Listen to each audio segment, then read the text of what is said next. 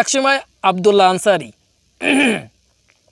উনি আল্লাহ রসুলের সংস্পর্শে আসলেন, এসে বললেন যে ইয়া রাসূলুল্লাহ, আমার ছেলে আমার সন্তানেরা এক ইহুদির খেজুর গাছের নিচে খেজুর পড়ে, ওইটা টোকায় টোকায় খুঁটে খুঁটে তারা খায়, কিন্তু আজকে তারা ওই খেজুর গাছের নিচে গেলে ওই ইহুদি তাদেরকে খেজুর গাছের সাথে বেঁধে রেখেছে।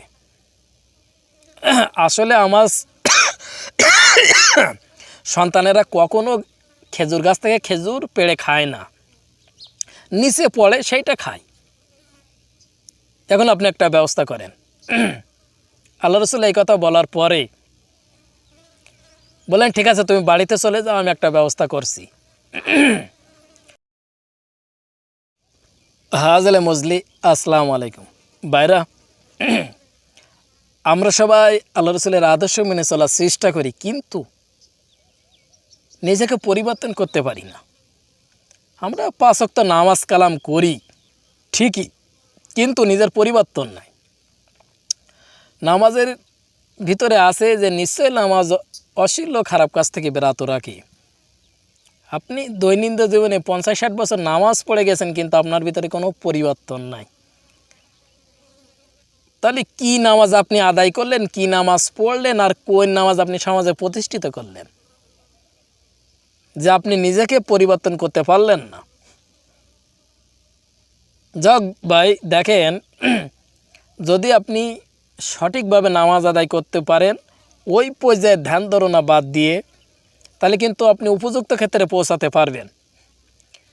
আপনি যদি আল্লাহ রসুলের আদর্শ মানার চেষ্টা করেন, তাহলে পরিপূর্ণভাবে আপনাকে মানতে হবে।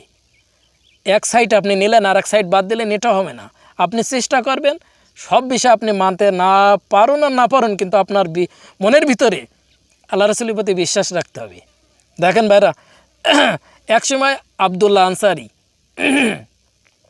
উনি আল্লাহ রসুলের সংস্পর্শে আসলেন, এসে বললেন যে ইয়া রাসূলুল্লাহ, আমার ছেলে আমার সন্তানেরা এক ইহুদির খেজুর গাছের নিচে খেজুর পড়ে, ওইটা টোকায় টোকায় খুঁটে খুঁটে তারা খায়, কিন্তু আজকে তারা ওই খেজুর গাছের নিচে গেলে ওই ইহুদি তাদেরকে খেজুর গাছের সাথে বেঁধে রেখেছে।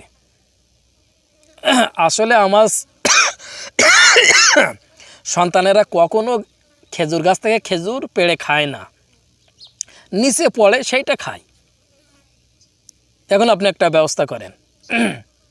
আল্লাহ রসুল এই কথা বলার পরে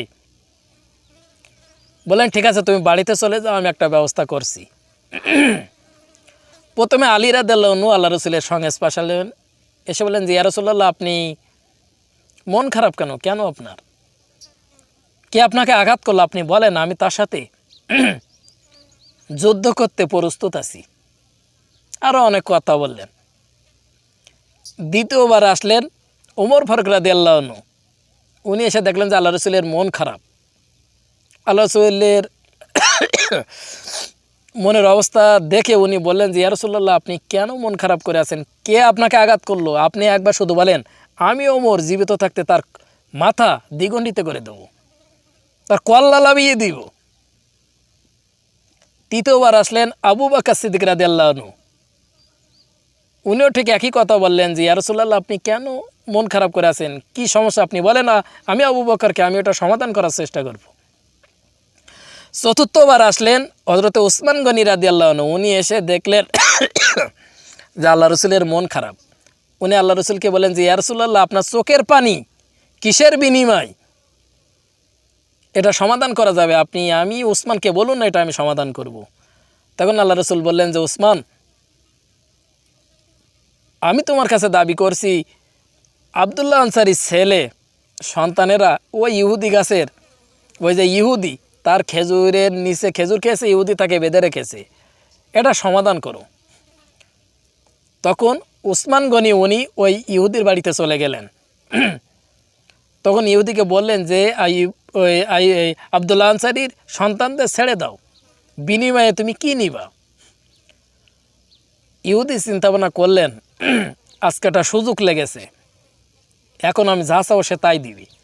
তো বললেন, ঠিক আছে, তোমার 100 খেজুরের যে বাগানটি আছে, 100 খেজুর গাছ যেখানে আছে, একটি বড় বাগান, ওই বাগানটা আমাকে দিয়ে দাও, আর এই খেজুর গাছটা তুমি নিয়ে নাও।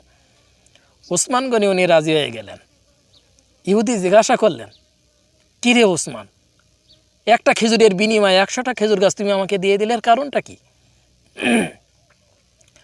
তখন ওসমান গনি বললেন যে আমি আল্লাহ রসুলের মহব্বতে, তুমি যদি আজকে ওসমানের কাছে যা চাইতে সেটাই পেয়ে যেতে, যদি ওসমানের কলিজাও চেতে তাও সেটা বাইর করে দিতাম। তখন ইহুদি চিন্তা ভাবনা করলেন যে আমি যদি আরও অনেক কিছু চাতাম তাহলে তো পেয়ে যেতাম। যাই হোক, একসময় আল্লাহ রসুলের সংস্পর্শে আসলেন এবং বলেন যে ইয়া রাসূলুল্লাহ, আমি ইহুদির কাছ থেকে ওই খেজুর গাছটি ক্রয় করে নিয়েছি। তা দেখেন ভাইরা, এইখানে আপনি বোঝেন কিসের মহব্বতে একটা খেজুর গাছের বিনিময় 100 খেজুর গাছ দিয়েছিল। কি জন্য? আপনি তো আল্লাহ রসুলের মহব্বত করেন, আল্লাহ রসুলকে ভালোবাসেন, ঠিক আছে, আপনার হৃদয়ের ভিতরে কি ওই শক্তি এসেছে যে আল্লাহ রসুল যে কাজ করলে খুশি হয় সেই কাজটা আমি করি? আপনার ভিতরে সেই শক্তি কি এসেছে যে শক্তির বলে আপনি আল্লাহ রসুলের মহব্বত আপনার হৃদয়ের ভিতরে আসে? আপনি নিজের জন্য যদি আপনাকে 4 আনা বেশি দেওয়া হয় তা আপনি মিথ্যাটাকে উল্টায় দেন। যে কথাটা সত্য সেটাকে আপনি গ্রহণ না করে মিথ্যাকে গ্রহণ করেন। কেন ভাই, এটা কেন? তাহলে তো আপনার ভিতরে সে আল্লাহ রসুলের মহব্বত নাই। আছে আল্লাহ রসুলের মহব্বত আপনার পরে আছে।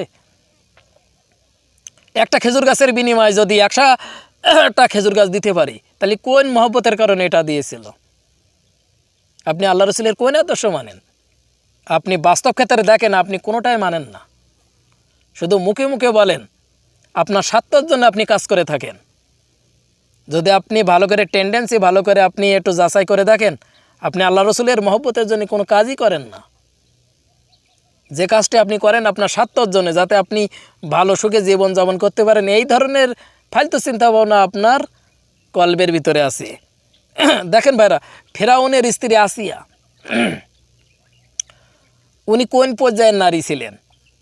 ওনার পিতা ইউনুস আলাইহিস সালামের প্রতি ঈমান এনেছিল। ফেরাউন জোর করে আসিয়াকে বিবাহ করেছিল। আসিয়া কিন্তু রাজি ছিল না। এই আসিয়াকে বিয়ে করে নিয়ে আসার পরে আসিয়া উনি আল্লাহ তাআলার কাছে দোয়া করেছিল, আল্লাহ, এই ফেরাউন হচ্ছে জারর সন্তান। ফেরাউনের ইতিহাস আপনারা সবাই জানেন। ফেরাউনের আছে বাপ ওনার নিজের আপন বোনের সাথে জেনা করেছিল। ওই জেনা করার কারণে ফেরাউন জন্মগ্রহণ করেছিল। জারর সন্তান ফেরাউন। কখনো কোনো মুসলমানের ভিতরে আপনি দেখেছেন যে কেউ ফেরাউনের নাম রাখে, বাচ্চার নাম ফেরাউন এরম রাখে কেউ? আবু জেহেল, উতবা সাহেব এই ধরনের নামও কেউ কিন্তু রাখে না। কারণ কি? এই ধরনের মানুষকে আল্লাহ তাআলা ঘৃণা করে। এই জন্য এই ঘৃণার নাম কেউ আমাদের সমাজে কোনো বাচ্চাদের কিন্তু রাখে না নাম। তো এই ফেরাউন ইনি হচ্ছে জারর সন্তান ছিলেন। ওনার আপন বাপ এবং বোন, আপন বোন বলতে মানে ফেরাউনের বাপ, ওই ফেরাউনের বাপের বোন আর ফেরাউন এর বাপ, এই দুইজন মেলামেশা করেছিল। করার পরেই ফেরাউন দুনিয়াতে আসলেন। তা আসি আল্লাহ তাআলার কাছে দোয়া করেছিল, আল্লাহ গো, এই জারর সন্তান, এই নাফাক, এই অহংকারী বাদশা যে খোদাই দাবি করে, আল্লাহ গো, তুমি এমন শক্তি আমার ভিতরে দাও যেন আমার সংস্পর্শে যেন সে না আসতে পারে। ঠিক একই কায়দায় ফেরাউনের কিন্তু আরও অনেকগুলো স্ত্রী ছিল, তাদের সাথে উনি সহবাস করতে পারত, কিন্তু আসিয়ার সাথে কখনো পারি নাই। আসিয়ার পাশে আসলেই অটোমেটিক্যাল তার লিঙ্গ নিস্তেজ হয়ে যেত, নরম হয়ে যেত, ভিতরে ঢুকে যেত। সে কখনো আসিয়ার সাথে সহবাস করতে পারি নাই। কারণ কি? এই আসিয়া আল্লাহ তাআলার প্রতি ঈমান এনেছিল। তারপর আসিয়াকে কীভাবে নির্জনভাবে কঠিনভাবে আযাব দিয়েছিল সেই ইতিহাস সবাই আপনারা জানেন। তা আসিয়া কি আল্লাহ তাআলার প্রতি বিশ্বাস করেছিল? আল্লাহ তাআলার প্রতি এমন বিশ্বাস ছিল যে উনি একটি অহংকারী লোকের সংস্পর্শে ছিল, তারপরও সে তার সাথে যৌন কাজ করতে পারেননি। কারণ কি? আল্লাহ তাআলার প্রতি বিশ্বাস। যদি আপনি এই ধরনের ধ্যান ধারণা নেন যে আল্লাহ তাআলা আছে, আল্লাহ রসুলের আদেশের উপর প্রতিষ্ঠিত থাকবে, তাহলে কেউ আপনাকে কিচ্ছুই করতে পারবেন না। হয়তো ক্ষণস্থায়ীর জন্য হয়তো দুনিয়ায় আপনি আঘাতপ্রাপ্ত হবেন, কিন্তু আল্লাহ তাআলা আপনাকে সাহায্য করবে। আসসালামু আলাইকুম।